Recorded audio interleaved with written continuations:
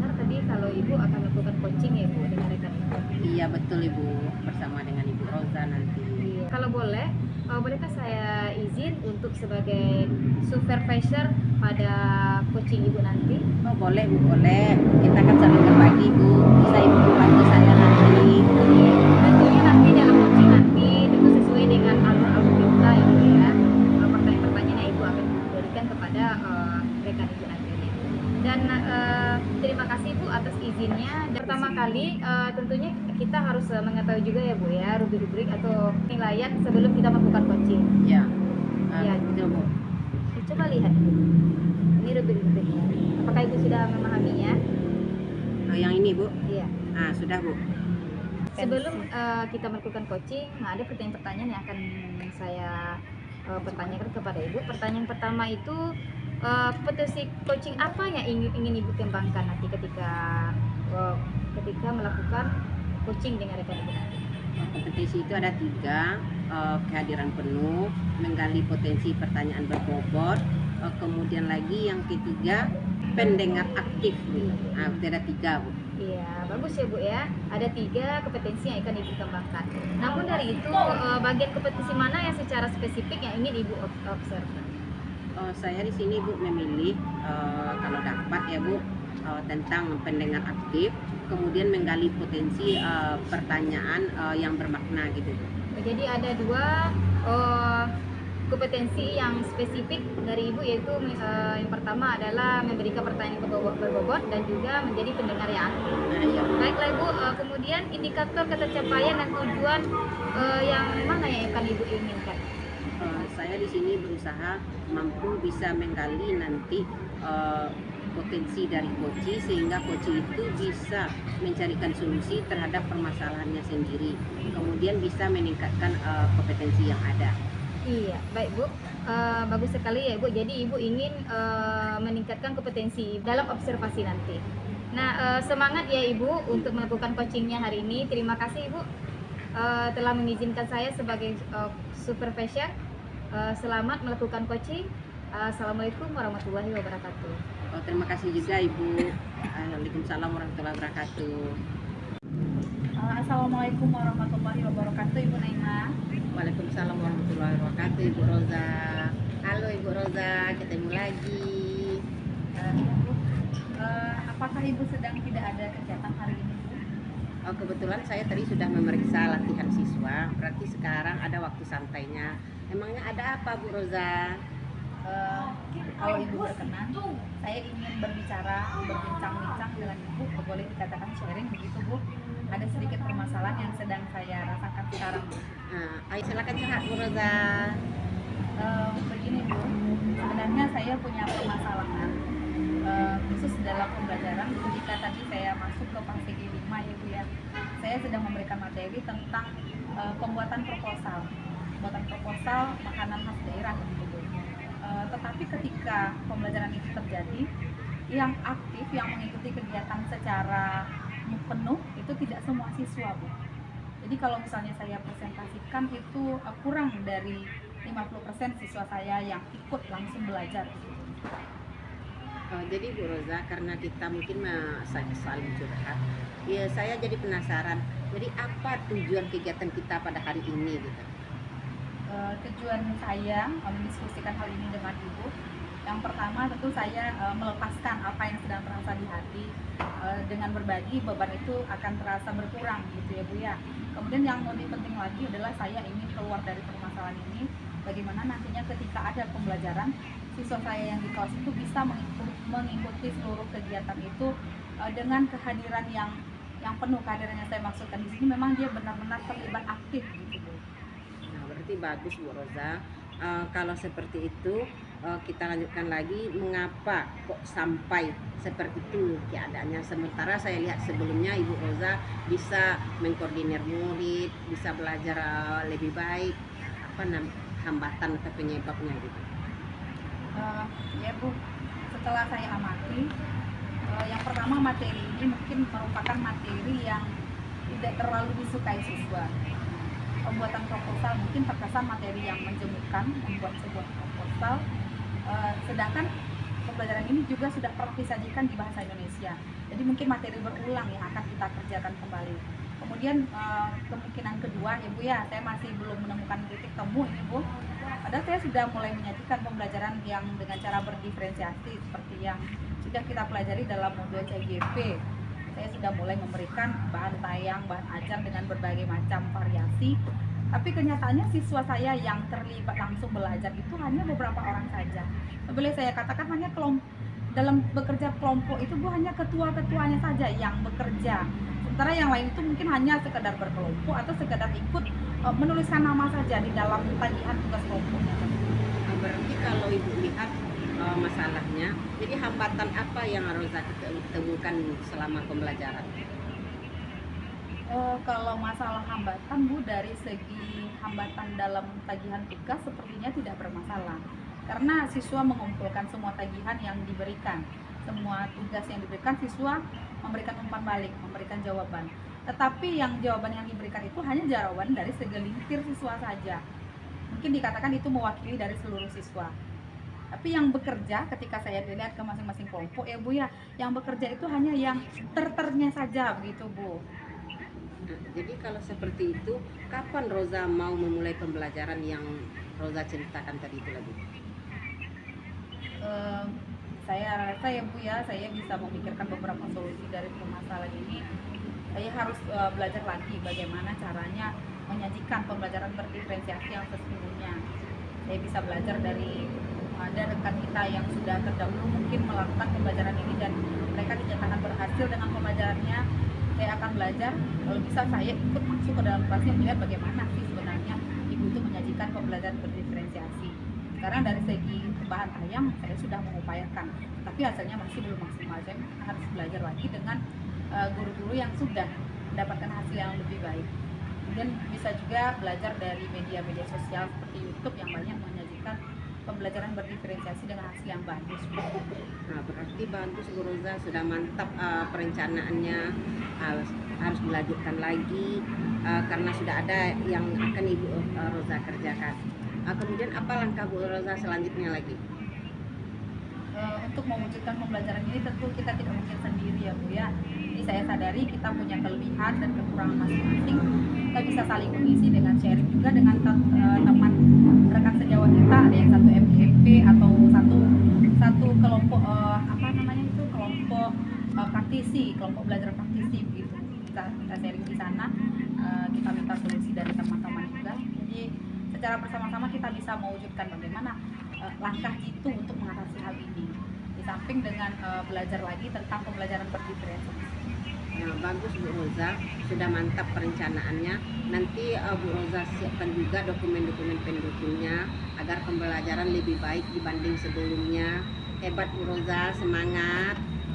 Kemudian lagi, masih adakah lagi persiapan atau perencanaan Bu Roza lainnya? Mungkin untuk sementara itu dulu Bu.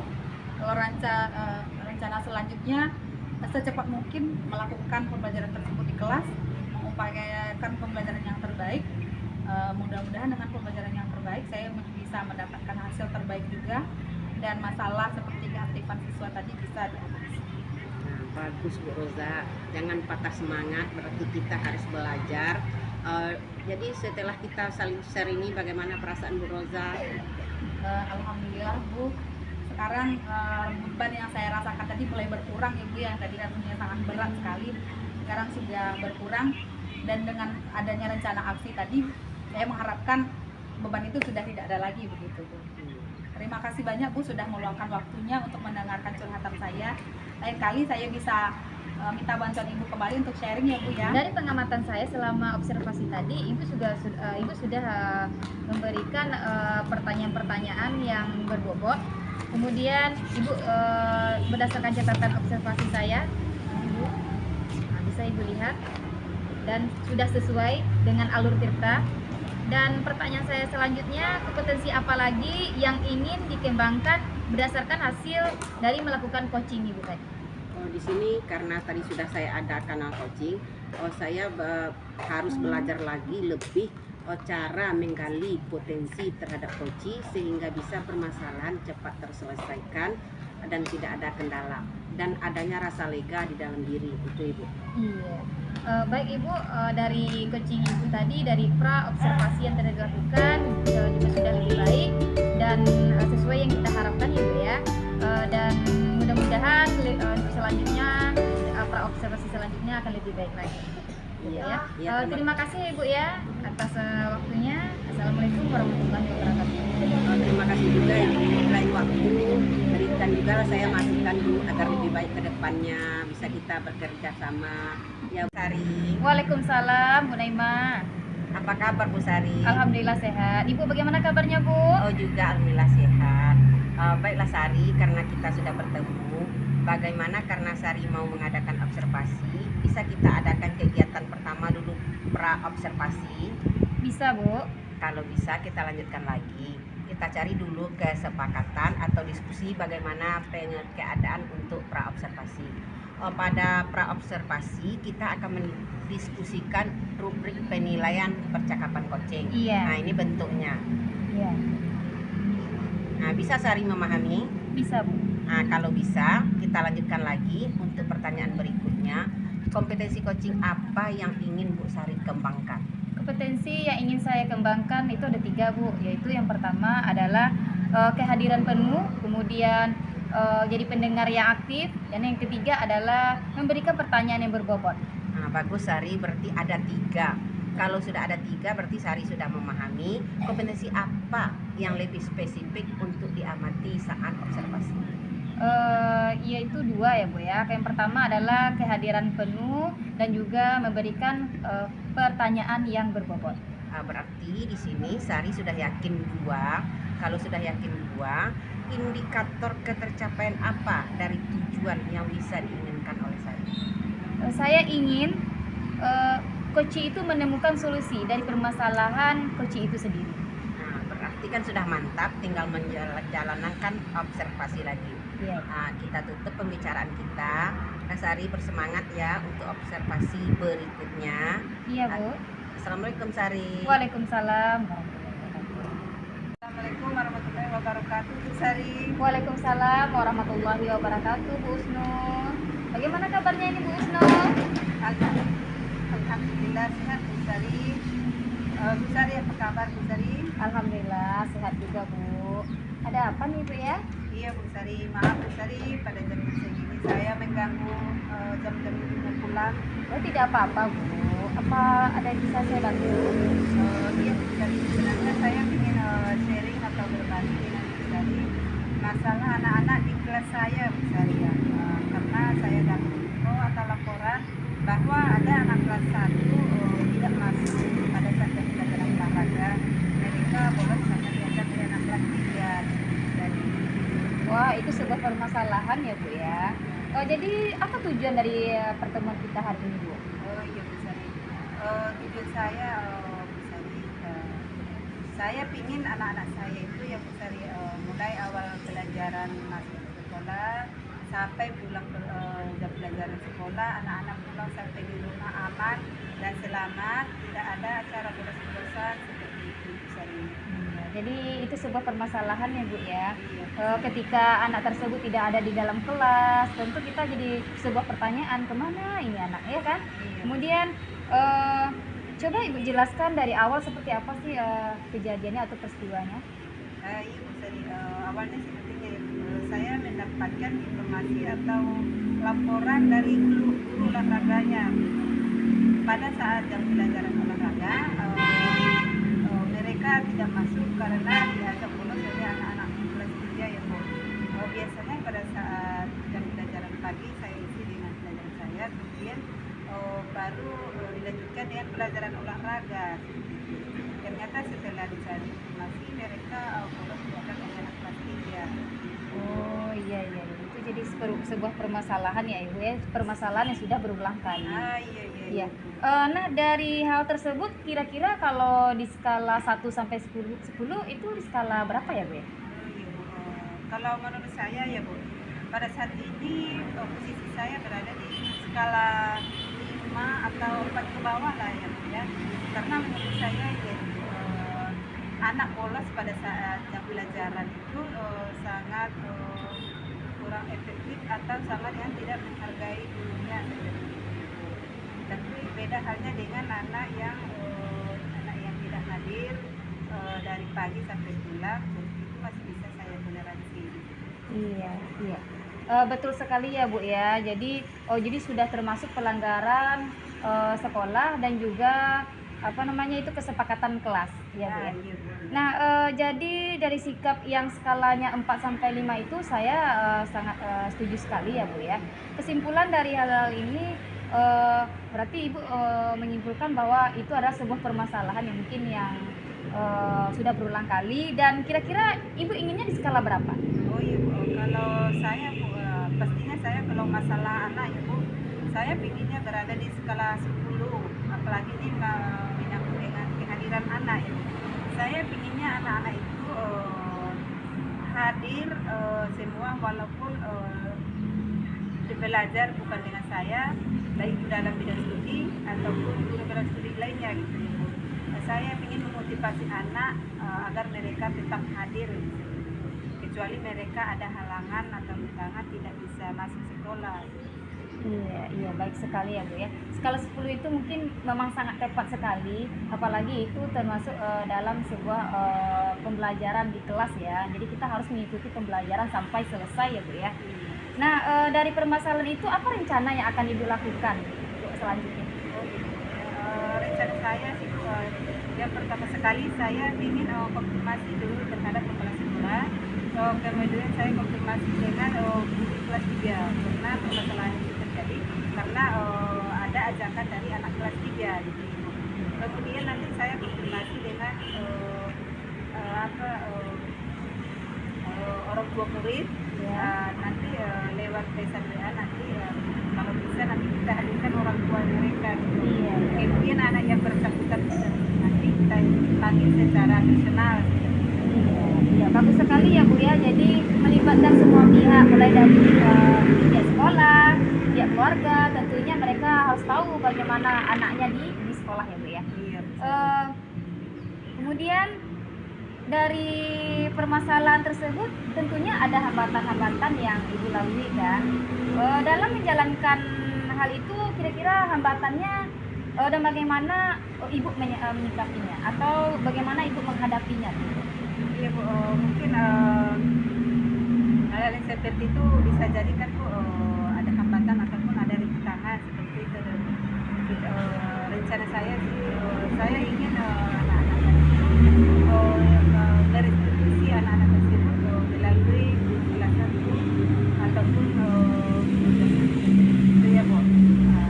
Tapi ada hambatan-hambatan itu bisa jadi nanti orang tua nanti bisa setuju atau tidak karena anak-anaknya direstitusi oleh Iya, bagus sekali ya Bu ya. Jadi Ibu sudah mempunyai strategi dan juga Ibu sudah mengantisipasi kalau nanti adanya hambatan-hambatan nantinya. Baik Ibu, untuk itu saya yakin Ibu pasti bisa menghandle atau apapun itu permasalahannya, Ibu pasti bisa untuk menghadapinya. Dan walaupun itu situasinya dalam masalah apapun, saya yakin Ibu pasti bisa untuk menyelesaikan permasalahan itu. Nah, jadi dari kesimpulan dari percakapan kita tadi sepanjang tadi kan, komitmen apa yang paling utama yang Ibu lakukan pada permasalahan ini? Ya Bu, saya pastinya saya akan melakukan komitmen tentang keadilan terhadap anak, siapapun itu anaknya. Kita sebagai seorang guru kita harus tetap adil. Iya. Bagus sekali ya Bu ya. Jadi kita sebagai seorang guru kita harus ambil luar biasa sekali Bu Usnul ya atas dedikasinya terhadap peserta didik. Dan saya acungkan jempol buat Ibu Usnul. Ya, baiklah Ibu Usnul, dari percakapan kita tadi yang sepanjang lebar itu tadi ya Bu ya. Kira-kira apa yang Ibu rasakan setelah coaching atau setelah kita berbincang-bincang? Iya, baiklah Bu Sari. Perasaan yang saya rasakan sekarang ya Bu Sari setelah kita coaching, setelah kita berbagi, alhamdulillah ya Bu Sari, perasaan saya lega, pikiran saya tenang ya Bu, karena sudah bisa menyampaikan unek-unek saya yang selama ini saya pendam gitu ya Bu. Terima kasih banyak Ibu sudah bisa memotivasi saya, sudah mau berbagi mendengarkan cerita saya ya Bu Sari.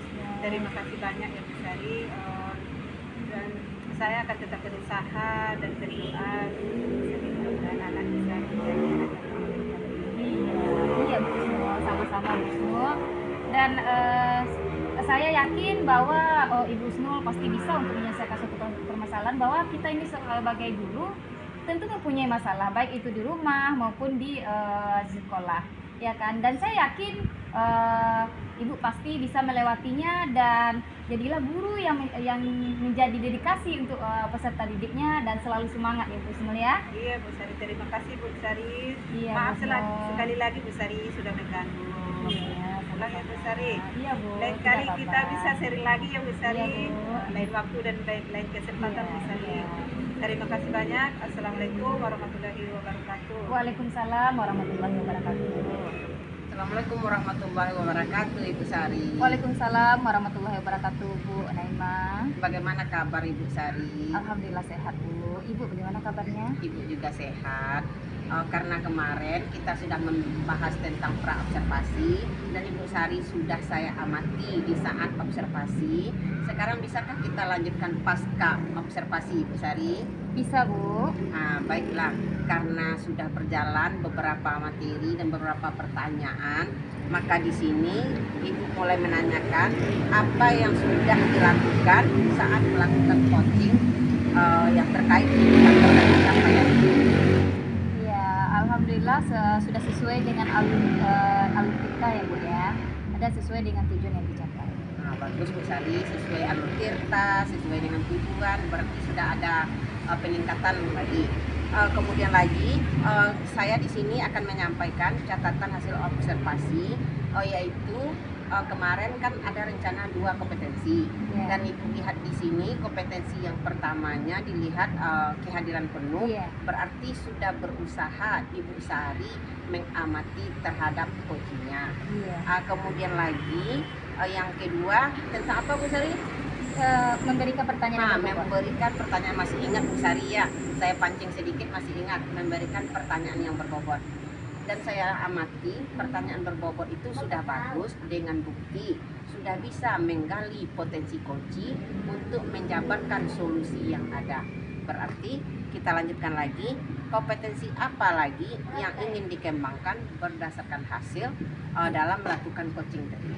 Ya, saya inginnya lebih memahami bagaimana alur kita ini. Berarti kan mantap, ada peningkatan. Berarti sesuai dengan kebiasaan biasanya, kita sebagai guru harus bersemangat. Kita sebagai guru tidak hanya mengajar, harus juga belajar. Iya. Berarti berpedoman kepada alur serta bagus Bu Sari. Iya, Bu. Terima kasih Bu Sari. Iya, sama-sama. Assalamualaikum warahmatullahi wabarakatuh. Waalaikumsalam warahmatullahi wabarakatuh. Assalamualaikum warahmatullahi wabarakatuh. Bagaimana kabarnya Bu Isnur? Bagaimana dengan Bu Sari? Alhamdulillah sehat Bu. Bagaimana dengan anak-anak di rumah dan keluarga?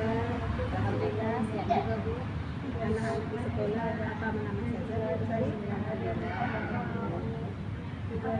Apa ini apa ini Bu Sari? Ini Bu, saya ingin menceritakan Bu permasalahan saya terkait saya sebagai posisi saya sebagai seorang guru dan juga sebagai ibu rumah tangga, tentang memanage waktu Bu.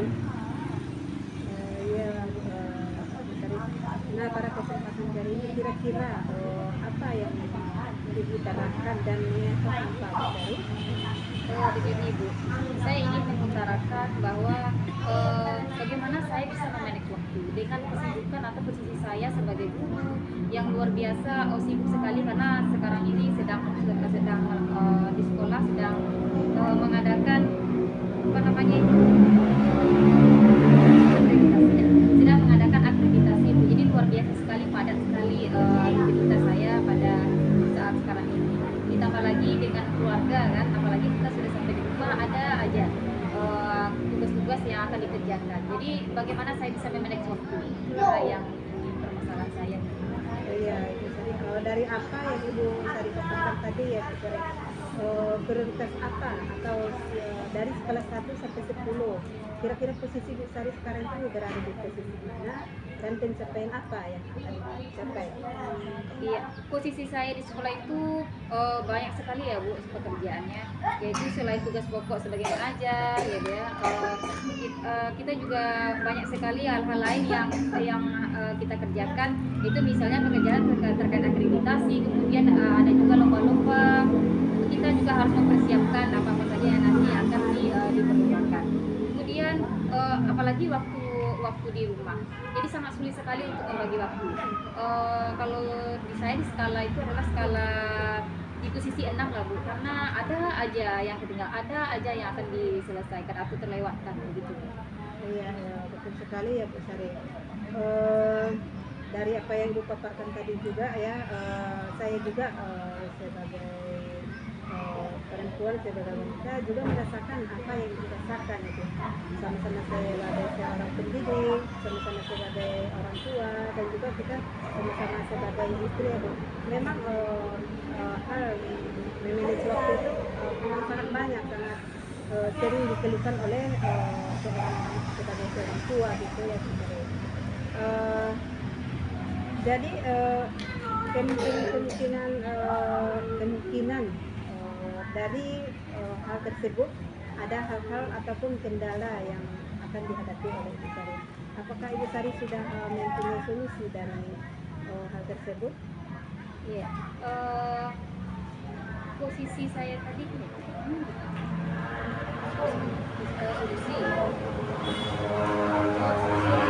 kalau masalah solusi saya mempunyai rencana Bu, bagaimana saya bisa meningkatkan efektivitas saya sebagai seorang guru ya. Kemudian dalam memanage waktu, ketika posisi saya nomor 6, saya berharap posisi saya itu naik ke nomor 8 Bu. Ya, karena ketika di sekolah saya membuat skala prioritas, mana yang lebih dulu saya dulukan itu yang saya kerjakan. Nanti kan di sekolah ada jam-jam yang mungkin kosong, maka pekerjaan yang harus saya kerjakan di saat-saat itu. Kemudian tanggung jawab kita, tapi tidak terlepas ya Bu dari tanggung jawab kita sebagai seorang pengajar.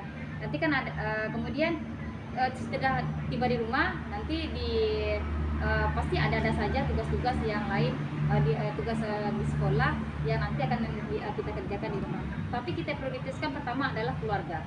Nah, apakah nanti kita harus memasak terlebih dahulu atau mengantarkan anak? Jadi kita prioritaskan adalah keluarga terlebih dahulu, baru kita kerjakan pekerjaan yang belum terselesaikan tadi. Iya, betul sekali ya Bu Sari ya. Dalam memanage waktu itu perlu pastinya kita perlu strategi dan juga solusi ya Bu ya. Memang tidak semudah ada apa yang kita bayangkan dan tidak semudah apa yang kita inginkan ya Bu Sari. Dari permasalahan-permasalahan itu tentu banyak sekali tantangan ataupun rintangan yang akan terjadi ataupun yang tidak kita inginkan. Akan tetapi Bu Sari di sini kan sudah mempunyai solusi ataupun strategi dan juga mengatur waktu bagaimana nanti akhirnya